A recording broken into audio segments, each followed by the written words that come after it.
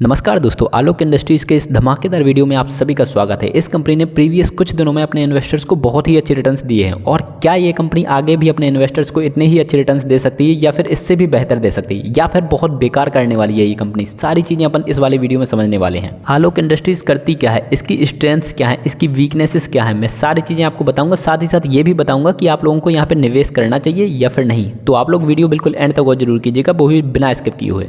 तो दोस्तों अपन सबसे पहले जानते हैं कि आलोक इंडस्ट्रीज करती क्या है। तो आलोक इंडस्ट्रीज बेसिकली टेक्सटाइल कंपनी है। इसकी प्रेजेंस कॉटन और पॉलिएस्टर दोनों सेगमेंट्स में है, मतलब कॉटन के कपड़े भी बनाती है, पॉलिएस्टर के कपड़े भी बनाती है। और इन दोनों में बेसिक सा डिफरेंस मुझे तो ये समझ में आता है कि कॉटन के कपड़े जो हैं वो पानी को ज़्यादा अवशोषित करते हैं और पॉलिएस्टर के कपड़े जो थोड़े चिकने टाइप के होते हैं वो पानी को रिपेल करते हैं। बाकी जो बंदे कपड़ों की ज़्यादा अच्छी समझ रखते हो या फिर कपड़े वाले मार्केट से हों, कपड़े वाले व्यापार से संबंधित हो, तो डेफिनेटली कॉमेंट करके बता सकते हैं कि बेसिक डिफरेंस दोनों में होता क्या है। ये कंपनी टेक्सटाइल का लगभग सारा काम करती है, जैसे मैन्युफैक्चरिंग, मेंडिंग, पैकिंग एक्टिविटीज़, इसके अलावा लेदर के प्रोडक्ट और अदर अपैरल प्रोडक्ट्स, मतलब पहनने की लगभग सारी चीज़ें ये लोग बनाते हैं। इसके अलावा दोस्तों ये कंपनी रिटेल मार्केट में भी है। बेसिकली इंडिया में इनकी H&A स्टोर्स के नाम से शॉप्स हैं और इसके अलावा स्टोर 21 के नाम से इनकी यूके में शॉप्स हैं।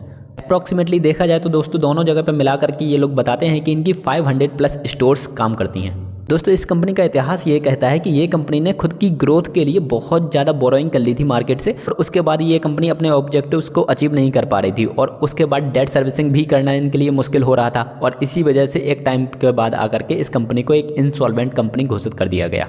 फिर दोस्तों इसके बाद अपने मुकेश अंबानी जी कहानी में आ जाते हैं और कंपनी को टेक ओवर कर लिया जाता है रिलायंस इंडस्ट्रीज़ के द्वारा, basically Reliance and JM financial asset reconstruction company के द्वारा।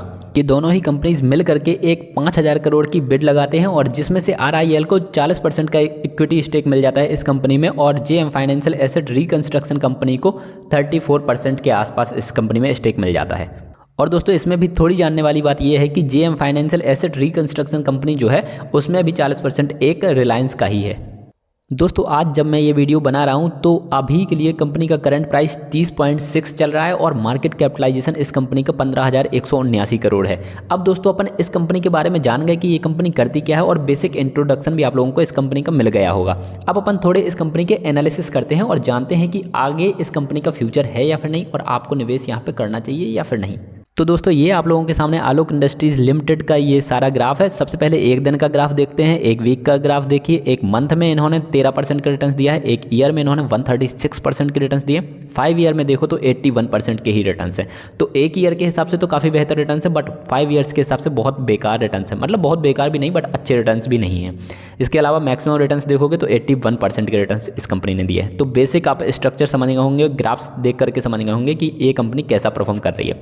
चलो अब इसके वीकनेसेस और स्ट्रेंथ्स भी जानते हैं। अब दोस्तों इस कंपनी को और डिटेल से समझने के लिए इसके 2 रेशियोज देखते हैं जो कि बहुत इंपॉर्टेंट होते हैं किसी भी कंपनी के एनालिसिस में। एक होता है फाइनेंशियल ईयर PE रेशियो, एक होता है PB रेशियो और इस कंपनी के दोनों ही रेशियोज निगेटिव में है। बेसिकली दोस्तों PB रेशियो का निगेटिव होना ये सिद्ध करता है कि इस कंपनी के ऊपर काफ़ी ज़्यादा डेट है और PE रेशियो का निगेटिव होना ये शो करता है कि इस कंपनी की जो अभी के डेट में प्रॉफिट्स है ना वो निगेटिव में जा रहे हैं।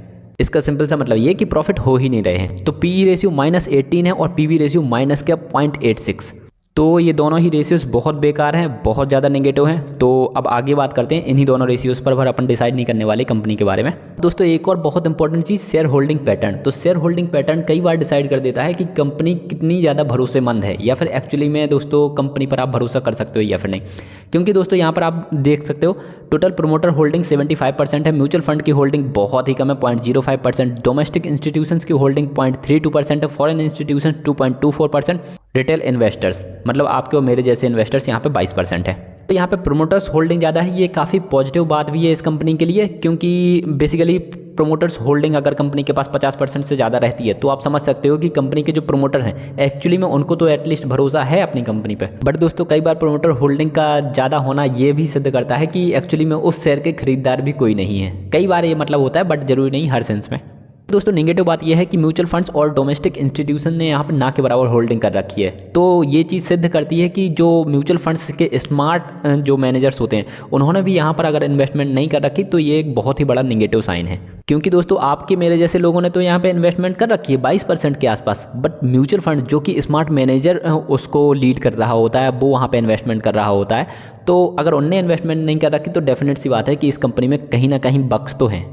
अब दोस्तों फाइनली आ जाते हैं सबसे इंपॉर्टेंट ट्रेंड पर, वो है फाइनेंशियल ट्रेंड। लास्ट के 4 सालों का आप फाइनेंशियल ट्रेंड ऑब्जर्व कर सकते हो, 2020, 21, 22, 23। यहाँ पर आप रेवेन्यू देख सकते हो, 21 में थोड़ा सा रेवेन्यू बढ़ा था, बट उसके बाद से लगातार रेवेन्यू घट रहा है। और अगर आप प्रॉफिट देखोगे तो सिर्फ 2020 में इन्होंने थोड़ा सा प्रॉफिट बनाया था, उसके बाद 2021 में इन्होंने लॉस बुक किया, 2022 में थोड़ा सा लॉस कम हुआ, बट 2023 में फिर से लॉस इनका बढ़ गया। तो यहाँ पर ये चीज़ें क्लियरली बता रही हैं कि कंपनी अभी के लिए स्टेबल नहीं है। कंपनी अगर प्रॉपर तरीके से अपने रेवेन्यूज बढ़ाती जाती है, भले ही रेवेन्यू थोड़ा कम बढ़े और एक्चुअली में थोड़ा बहुत तो प्रॉफिट बुक करे। अगर कंपनी प्रॉफिट ही बुक नहीं कर रही तो डेफिनेट सी बात है कंपनी में बहुत ज़्यादा कमियां हैं। भले ही उस पर डेट हो, वो एक टाइम पे चल जाता है, बट अगर कंपनी प्रॉफिट ही बुक नहीं कर रही तो आखिरकार कंपनी चल कैसे रही है। तो दोस्तों ये वाली चीज़ तो आप खुद भी जानते होंगे ना, कोई भी चीज़ बनाई जाती है, कोई भी कंपनी आप भी बनाओगे तो वो प्रॉफिट्स के लिए ही बनाओगे। और लगातार 3-3 साल अगर कंपनी सिर्फ लॉस ही बुक कर रही है तो डेफिनेट सी बात है कि वहाँ पर बहुत ज़्यादा कमियाँ हैं। तो फाइनली अपन इस कंपनी के ऊपर कुछ निष्कर्ष पे पहुंच चुके हैं, क्योंकि इस कंपनी में बेसिकली वीकनेसेस तो बहुत सारी हैं, बट स्ट्रेंथ सिर्फ मुझे एक ही नज़र आती है, वो है ये कि रिलायंस इंडस्ट्रीज़ ने इस कंपनी को टेक ओवर कर लिया है। तो दोस्तों रिलायंस इंडस्ट्रीज़ का पॉजिटिव इंपैक्ट इस कंपनी पे क्या पड़ सकता है, तो वो बेसिकली यही हो सकता है कि डेट इस कंपनी के ऊपर पहले से ज़्यादा था और डेफिनेटली इस कंपनी के जो फाइनेंसेस हैं वो बेकार थे, इस वजह से उनको डेट रेट, इंटरेस्ट रेट ज़्यादा पे करना पड़ रहा होगा। तो वो वाली चीज़ रिलायंस इंडस्ट्रीज़ थोड़ी बहुत कम करा सकती है, या फिर बेसिकली वो डेट जल्दी से जल्दी खत्म करके यहाँ पर सस्ते इंटरेस्ट रेट पे लोन उठा सकती है। तो ये वाली चीज़ प्रैक्टिकली हो सकती है अगर अपन सोचें तो, बट अपन को नहीं पता है कि इस कंपनी के अंदर क्या चल रहा है। ठीक है, तो मुझे तो पहली बात यही नज़र आती है कि ये कंपनी फंडामेंटली बहुत ज़्यादा वीक है। अब दोस्तों इस कंपनी ने प्रीवियस के कुछ दिनों में रिटर्न्स दिए हैं, बट वो रिटर्न जरूरी नहीं है कि वो प्रैक्टिकल रिटर्न आए हों। कई बार कंपनी में ऊपर नीचे होता है, तो वो आप समझ सकते हो अपने हिसाब से। ठीक है, बट फंडामेंटली मुझे बहुत ज़्यादा स्ट्रॉन्ग कंपनी नहीं लग रही। मुझे नहीं लग रहा कि मैं यहाँ पे इन्वेस्ट करूँ। हाँ, भले ही ये कंपनी रिटर्न दे सकती है, बट रिस्क में रिटर्न लेना आप क्यों चाह रहे हो, क्योंकि आज की डेट में तो लॉस ही है ना। रिलायंस इंडस्ट्रीज़ तो किसी भी कंपनी को बेहतर स्टेज में ला सकती है, बट आप जरूरी थोड़ी है इसी कंपनी में इन्वेस्ट करो जो बेकार परफॉर्म कर रही है। आप अच्छी कंपनी भी तो ढूंढ सकते हो।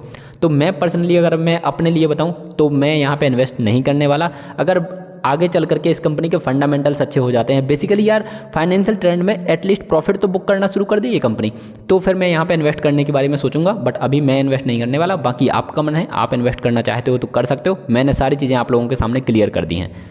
इसके अलावा दोस्तों अगर आप लोग वारी के ऊपर वीडियो देखना चाहते हो जिसने लास्ट के 5-6 सालों में अपने इन्वेस्टर्स को रिटर्न लगभग 20,000% से भी ज़्यादा का दिया है, तो उसके ऊपर भी मैंने प्रॉपर वीडियो बना रखा है कि वो कंपनी क्या परफॉर्म कर रही है, क्या करती है और क्या रिटर्न दे सकती है आगे इन फ्यूचर में। तो आप लोग वो वाला वीडियो देख सकते हो, एंड स्क्रीन में मिल जाएगा। अपन मिलेंगे अगले वीडियो में। आप लोग अपना ध्यान रखिए। Bye bye, take care.